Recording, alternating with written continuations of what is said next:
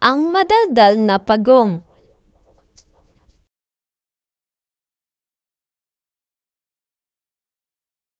Umaga ay nagkita-kita ang magkaibigan na si Pagong, Puting Gansa at Abuhing Gansa. Ay nagkwentuhan at hindi nagtagal ay nagpapaalam na ang magkakapatid na Gansa. Kaibigan, isama niyo naman ako sa inyong tirahan. Paano ka naman namin isasama? Wala ka namang pakpak. At hindi ka naman nakakalipad. Oo nga no, paano kaya ako makakasama?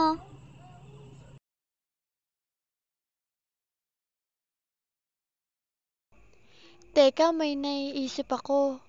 May sasama ka namin kung susunod ka sa mga sasabihin ko.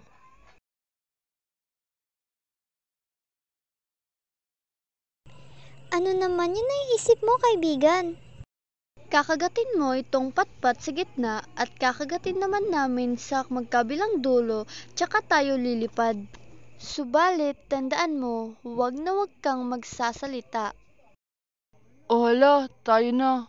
Tandaan mo, huwag kang magsasalita, wala kang pakpak at tiyak na lalagapak ka sa lupa. Oo, sige. Pangako, hindi ako magsasalita. Tuwang-tuwa si Pagong Daldal nang nasa ibabaw na sila ng mga punong kahoy.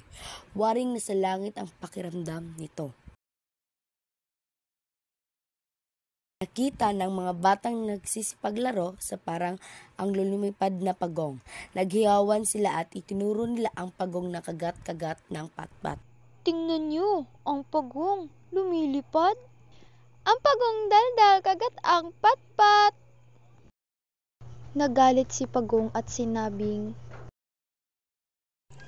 Mga batang! Hindi na natapos si Pagong sa kanyang sasabihin at siya'y nahulog at bumagsak sa lupa.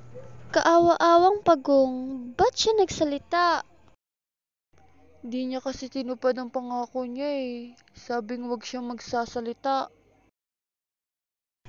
Ang mahalagang aral para sa kwentong ito, matutong tumupad at sumunod sa pangako.